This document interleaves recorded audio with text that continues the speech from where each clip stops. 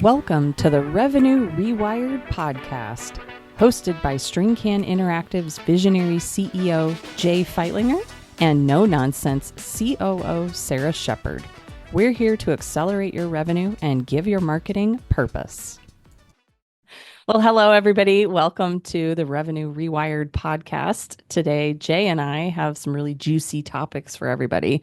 So we're going to talk about the three biggest marketing money pits and what you can do to fix those. So, Jay, a little flashback here. I actually remember the movie The Money Pit. I always That's a great movie. I know, right? Like, That was I like think my that last might be. house. That's why I probably don't want to buy a house, actually. I love Tom But Hanks. yes, when it comes to marketing, though, I think marketing in general has a little bit of a, well, what am I doing with my money? And so, the money pit conversation I think is really helpful when it comes from a source like an agency, so we can really see where it's not the best use of that kind of resource. And so a little bit of guidance, I think, goes a long way. So, what we're going to talk about today are a couple of three money pits in particular that we find clients get really hung up on, or it's a detriment to even starting a marketing plan. And so, the first one, we love this topic for multiple reasons, and it's the shiny objects. And shiny objects are really super fun. And I know you love them, but you've gotten much better about not being so dedicated to making that shiny object a reality. But without shiny objects, you don't have a really great vision and a forward thinking strategy. So let's talk a little bit about the shiny object, where, what that looks like for a business owner, I think.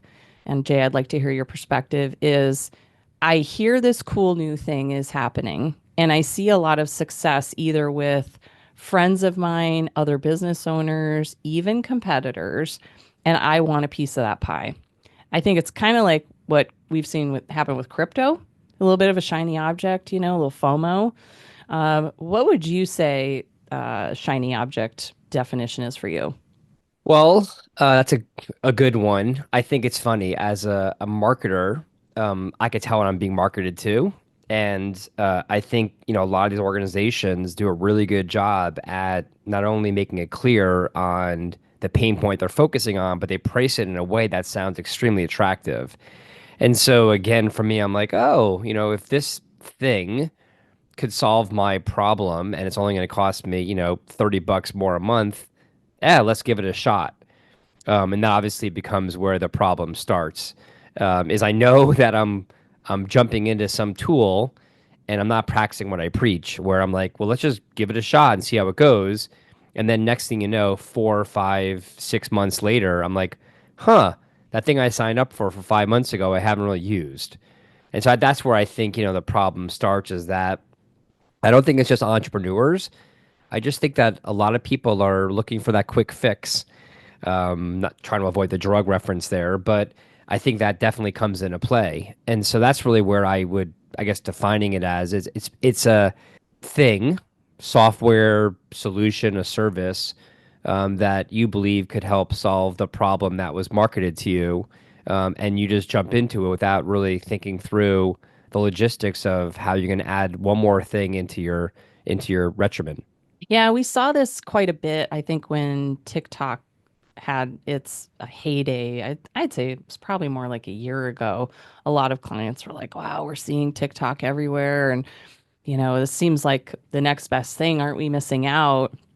And how we were able to identify whether that was a shiny object. So, one is it's a shiny object if it doesn't serve your strategy. And how do you know it's a shiny object? Well, you have to have I think, a decent strategy, a very clear marketing strategy. The sad thing is that shiny objects can be really beneficial when utilized the right way, but it's so hard and there's just so much impatience with creating a marketing strategy because every day you aren't doing that thing, it feels like a day wasted and it multiplies. So, one of the things I would say is getting your marketing strategy done sooner rather than later. So, you and I are recording this at the beginning of 2025, but it's never too late, I think, to get a strategy going. And so, Jay, in your experience, as the CEO of this company for almost 15 years now, when Wow. they've had I know, when they've had a strategy, how have you seen that play out in supporting the focus of the tactics or the solutions, the software, the service, whatever it is? Yeah, I think for me, and what I've seen companies have done this well is when you go into it eyes wide open and understanding the problem you truly are trying to solve before you jump into bells and whistles of whatever that solution would be. I'll focus on software because software typically is one of those areas that can often be a shiny object, but obviously it ties into tactics as well.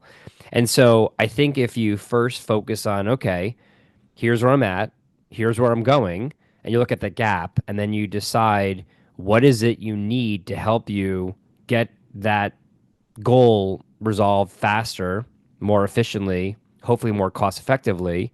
Then I think you look at these new opportunities, again, tactics or software, whatever it might be, with a clear mind.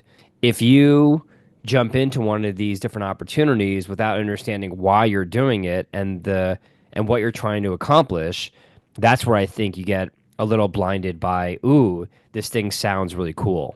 Yeah, because really, ultimately, what a shiny object is FOMO coming to the forefront of the marketing strategy, right? Definitely. And I think again, on the FOMO side, that's a great way to kind of think about it is just because thing X, tactic, software, whatever, worked for one company doesn't mean it's going to work the same way for you. It all ties into, again, the strategy, the resources, the goals, the timeliness, your pricing, all the things. And so, again, just because you see someone effectively doing something with some tactic or tool doesn't mean it's going to work the same way for you. So again, for your benefits, you don't have regrets, which I personally have had myself hundreds of times. Everything from car purchases to vacations to, and then for the business software and tools and tactics.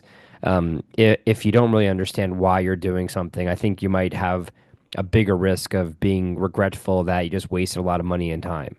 We do this in so many other areas of our lives. It is kind of funny, like just hearing you say that about the car and vacation purchases. I thought about, this sounds so silly, but fashion, clothing is a strategy. And when you get sucked into the I don't know, the trends of the season or whatever. I actually have no problem saying no to the majority of fashion trends because it doesn't fit with my quote strategy of how I dress. And so I have no FOMO about not dressing like everyone else. And I know it's a silly maybe comparison, but I think that when you have that solid strategy, so really what we're saying is when you have that plan, here are the tactics that we are going to put all of our effort into, and they do tie into a lot of other tactics and efforts, and you have no clue what the other side is doing, what your competitor is doing or your friend is doing. When you have all of that focus, you can really feel good about the next level. So whether you got there or not, you've at least given it your best shot. And now you know how it does or it doesn't fit into the strategy. And you can move on more intentionally by saying, well, it looks like this other item needs some additional support. So strategy also, I would wonder if there's a myth that strategy is like a set it and forget it and that's it forever kind of thing. We probably adjust strategy slightly, if not more, at least quarterly, I'd say, to adjust for some of those changes, but it's never saying we're just going to glom onto this shiny object thing because the minute you start spreading your energy and effort, the less impact you have on something that could really truly move the needle. Totally agree on that. I think, back to the fashion element, I started to think about that a little bit. When it comes to business versus personal life, it's obviously a little different. But I started thinking a little bit about, when you're working with other people, again, both business and personal, it's interesting how that could impact you. And so, for example, when you mentioned the fashion area, it made me think about, our recent trip. For those that don't know me, I've been married for, 20, what, 2 years now? Holy cow. And then I have two daughters, so I'm definitely a girl dad. And I would say when we go on family vacations, this conversation about, you know, buying decisions is often one that gets interesting, where my wife Rachel and my girls they like stuff, and I've never been a liking stuff guy when it comes to personal life. When it comes to business, different story. But we had that conversation about things like purses. My mind's like, why do you need more than two or three? I get you maybe need one that's for casual and one for a fancy dinner, but why do you need to have 30 or 40? And it's just amazing when we were walking around on our last vacation and popping in these various stores. I just didn't understand how excited my wife and my kids got about this thing that they already had other things like it. And so I think, when it comes to making decisions like this, to your point about like the like quarterly us looking at the business and looking back at what's working, what's not. I've always been a non-hoarder mentality. Again, different than my family, where they have the mindset of, well, I already bought this thing and I've already made the investment in it. I'll just keep it. And yes, there isn't, with software, there's a monthly cost. When you already paid for, let's say, a purse, you've already made that investment. So I get the rationale is different about, well, I never know when I'm going to need these things. But I find that the clutter, it could prevent you from a new opportunity. And so I just do feel when it comes to your point there, I think me and you do a really good job at really thinking through, is the investment in this new thing gonna make us better? And and if we're gonna make that investment in that new thing, we know that it's gonna take both time and money. And so I think we need to have alignment around maybe what we're gonna give up. And so it's almost like, I'm not saying you have to always like, okay, if you buy into this new tactic or this new tool, you have to delete something else so you aren't adding extra work. But I think you need to think about it from that point of view as far as understanding the extra impact it's going to make on you, not only in results but also in your available time and resources.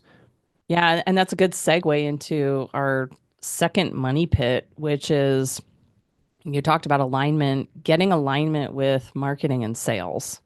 And that's probably one of the bigger pits that isn't super obvious at first because a lot of organizations, I don't think, consider them together. They're still somewhat segregated in terms of responsibilities, collaboration.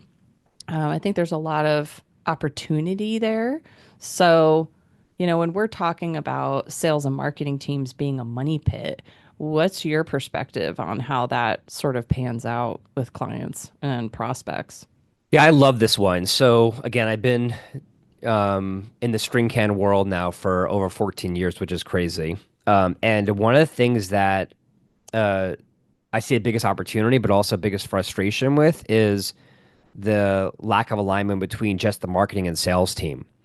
And so, for example, I had a meeting with a prospective client a few months ago, and I was talking with both their marketing leader and also then their sales leader. And I realized within 15 minutes that they were focusing on the different audiences. And Mm. so the sales team was focusing on a version of their ideal client that the marketing team wasn't even focusing on. And so when they were complaining about, finger pointing, the marketing isn't closing, isn't generating me leads, and the marketing team points at the sales team, and they're not closing the leads, it's mainly because they have different focus of what they're trying to do. And so I feel like that alone could be a huge amount of waste. Is that when you don't have alignment, especially with those two teams, I feel like you can really be having some major headaches where marketing now is trying to generate opportunity from the version of the clients they believe makes sense. And then the sales team is, using their scripts and their processes and their offerings that's tailored to a different audience. There should be no surprise why it's not going well. And so I just do feel like it's important back to like that last comment about I made around our business when me and you meet at least quarterly and look at all the things. I feel like if the sales and marketing team aren't talking and sharing feedback, what they're learning, that marketing budget is just there's way too much waste. And I feel like that alone could be a huge opportunity just by opening up the conversation of, hey, marketing team, the last 30 days we got these kind of leads and we were getting these kind of questions. It'd be really kind of cool if you had some kind of resource to help us to address those objections or whatever the situation might be. And so I do feel like that could be a potentially a huge waste of money. Where in that client scenario a few months ago when I met with them, the conversation was all about how much more money do we need in our budget to help make this happen? Because right now it's not working. And when we did our quick audit, we realized that the issue wasn't that they weren't launching all the right tactics. The issue was that they weren't aligned on focusing on the right clients. And so that's really where I do feel like on the strategy side, it makes sense to first make sure that everyone's heading towards the same true north. Yeah, and it creates an unnecessary amount of friction between the two departments because they're both trying to do the best that they can for the organization. It behooves the organization to put the effort into the strategy and then further refining their ideal customer profile. So having a persona or who are you focusing on? And I actually just spoke with one of our clients this morning. It was a casual catch up conversation, but they were mentioning another service that they're looking to create some assets and things like that, and that they were sort of quizzing this group on what does that look like? Is that really the person we want to focus on? And they said, "Oh no, that's not correct." It was a good trick question because that was really the answer she was looking for. It was she knows her ideal customer persona so well that if a vendor doesn't as well, then she already knows that it's not the right vendor for her, which I think it gives that sense of clarity. I was really impressed and so proud that the work that we did all those years ago is still paying dividends in helping them stay super focused. And it really is a two-way street. And I wish there were more collaborative conversations between marketing and sales departments on they both present such an equal vision for the right client, in addition to whoever's servicing those accounts or clients or whatever the end result is, the product. But if you both know sales and marketing who you're focused on, it like 10x's the effort that goes into capturing those individuals. And then it actually makes you look, I think, more trustworthy in the advertising space because you are so focused. Everyone has no question over who it is that you service and what you do best. And there will probably be nothing more frustrating than being a prospect, reaching out to marketing, feeling like you're the perfect fit, getting all the way to sales, and they're like, "Yeah, this isn't the right fit. We're not a right fit for you." It would just devastate me if I were a business owner. Yeah, I mean, again, it's like how frustrating would that be? It's like, again, as an owner, I think it'd be super smart to your point there is maybe secret shop yourself. But what's really cool about this one, and again, a lot of the tips we're giving here today are it's not rocket science. This is not a hard one to solve. I mean, again, look at our business. You, Sarah, and me, we meet weekly. I mean, I'm basically the sales department, you're the marketing department, and I look at even our smaller company. What we are doing, it's so easy that other businesses, no matter how big or small you are, you can implement. It's simple as having a weekly meeting. I think just the communication of just having a trusted environment where you don't feel like you're going into these conversations that you're going to be, finger pointed and judged. Because to your point, it's like, I mean, I'm a huge fan of peanut butter and jelly. It's like that's the way you should think about it. It's like those two teams working together makes magic. And being toxic and talking bad behind the scenes and finger pointing is just going to get no one anywhere. And so simply, I think just having ideally a weekly conversation and you're going into it with the mindset of here's what I've learned in the last week. Marketing, thank you so much for delivering me X number of leads the last week. Unfortunately, X percentage of them weren't ideal. And here's the feedback we got, or here's what we learned. And then I think marketing, if they look at it from a non-defensive point, could be like, oh, by hearing that data and information and closing the loop, from the sales team, I can do a better job as a marketer. And that's why I just feel like from our world, if we are only a marketing agency and not helping the sales team, I feel like we're going to be missing big opportunities. Yeah, and it's a good segue actually naturally into the third marketing money trap, which is not nurturing your existing clients. So we talk about marketing and sales, which is really two pieces of that pie, and then that third piece is the service side of things. So if marketing is delivering a lead and sales is not working with those leads because they're not great, or they are and they're selling them even though they're not ideal, then they're servicing again a customer that is not ideal. And that just leads to so much frustration, probably rework, churn, just potentially. Then the business is making decisions like hiring for these clients that aren't ideal. And then they end up leaving because they're not ideal. And then they're going through these horrible roller coaster moments of business operations, all because they aren't aligned at the beginning. So, what do you think about that whole nurturing your existing customers as a marketing money pit? I mean, again, I think obviously with your role here at our agency and focusing heavily on this part, I bet you have probably some very good perspectives. I want to hear your thoughts too.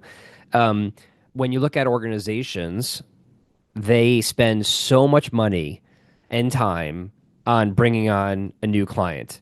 And I don't understand why they wouldn't invest the same amount of energy in keeping that client. And so I think there it's like, what is our percentage of our leads? Was it 80% coming from referrals from existing customers? I mean, Hmm. it's probably around that percentage, I bet, maybe a little lower, but it's a high number. And so I think there is that if an organization can take the money they've already spent and could be investing energy into existing customers, I feel like they can, really, really benefit from that because those existing customers can turn into basically their sales force and ambassadors of their brand.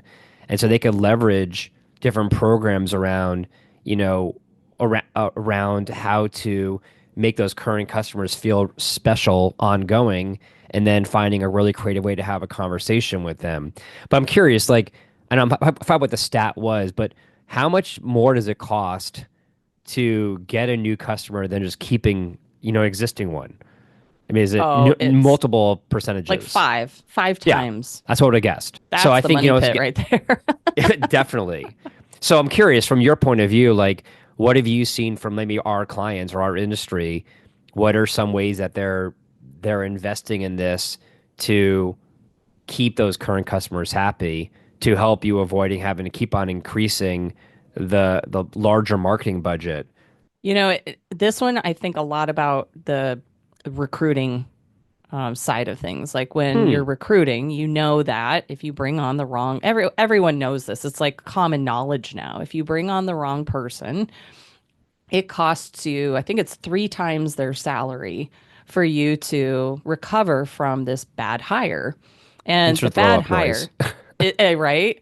But the bad hire could be potentially, my guess is it's generally, again, misalignment at the beginning of like what your organization needs, who the best.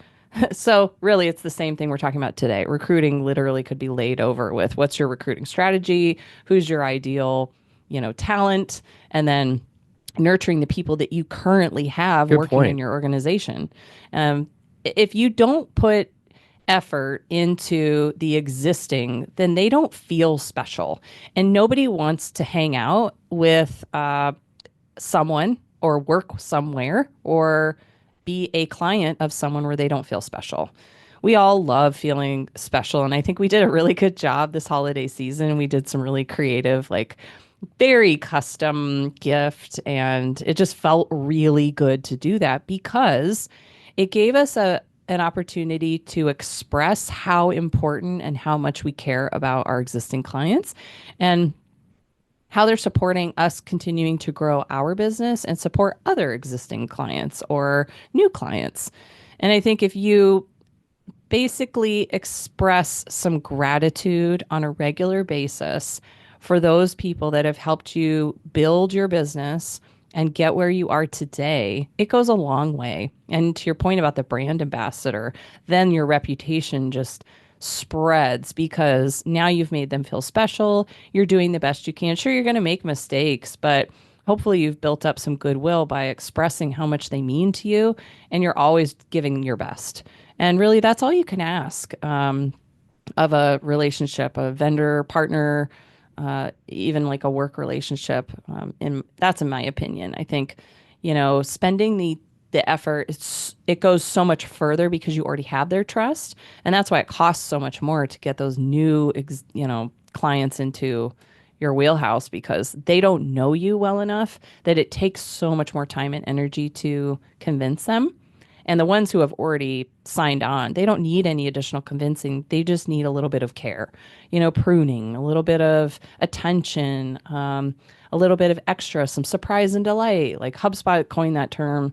It probably wasn't theirs to coin, but it's been around forever. The surprise and delight. Like that isn't a top of funnel conversation. That's an existing conversation. Yeah, and I think on that, I know this obviously this topic today is very heavily focused around budgets.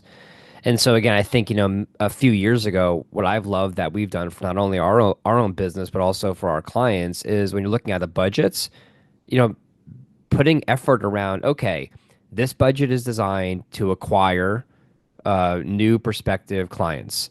And then this budget is designed to keeping them. And I just think again, if you don't put the investment and energy into these areas, you shouldn't be surprised that your attrition rate is way too high. And so, again, when we've talked to our clients in the past, which again, I'm always so beyond grateful when we get a referral from one of them, because that's obviously a huge opportunity where the referral is coming to us already with level of trust, which I obviously love. The problem or the challenge is that people don't top of mind think about you and your business. And so I think if you don't have some kind of strategy in place of how you're going to ask for that, either through a referral program or something like that, you're missing the mark. And so I think you need to find a very appropriate way to be going to your current customers, and maybe step one is asking for feedback and learning about where you have opportunities to improve. That alone could make a significant difference in maximizing and optimizing your marketing budget. But then also, when the opportunity arises, is basically saying, are there other people out there like you that you think would benefit from our products or services? And you might get some awkward stare sometimes that you obviously want to dive into that to figure out why. But more often than not, people love helping people, especially when you have a good relationship in place. And so, Mm. my thoughts are is that is the marketing team and the sales team needs to be meeting and thinking about, one, how do we get feedback and learn to improve?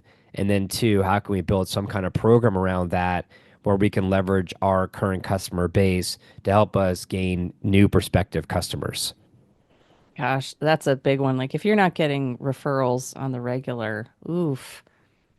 I mean, maybe not on the regular, but at all, it would definitely say something about your existing and then past client. Yeah, it should be a metric that I think you watch. It's like, to your point, we get a lot of referrals each year. And I think, again, from a KPI, performance indicator, let's say, for example, you normally get, I don't know, 5 referrals a quarter. If you look back on the quarter and you got none, potentially that's a red flag that you have some kind of issue in place. Now, again, there's seasonality and there's economy and politics and all the things going on that might be the reason why. But if you don't watch this stuff, you know, 6, 12 months can go by before you realize you missed an opportunity.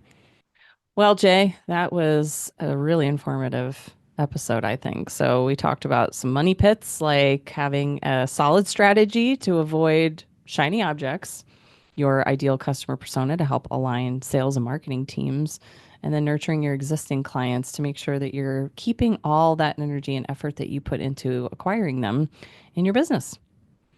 So it was a great episode, great day. Thank you. Thanks, everyone. Appreciate it. All right. Have a great day, everyone. Thanks for listening. Bye. Thanks for tuning in to the Revenue Rewired podcast. Send us questions to podcast@stringcaninteractive.com, and please follow us for more episodes packed with insights to drive your business forward.